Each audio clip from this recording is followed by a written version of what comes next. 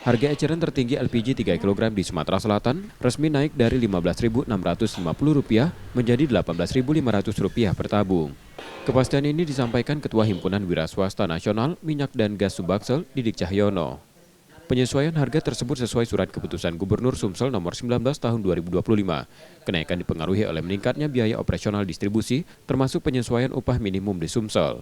Tidak disesuaikan, kami khawatir gitu kan. Disparitas harga yang terlampau tinggi ini memicu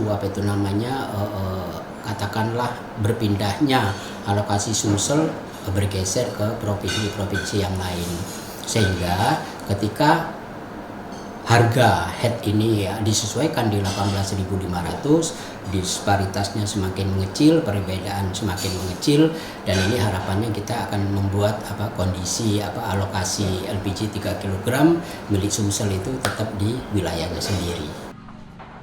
Penjabat Gubernur Sumsel Ellen Setiadi menerangkan, kenaikan ini adalah yang pertama sejak 2017.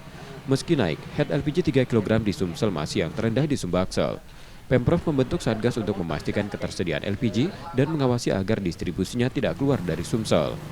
Nah, di tetangga kita di Lampung 20.000 ya, di Jambi sekitar sama, 18-19.000, Bengkulu juga sama.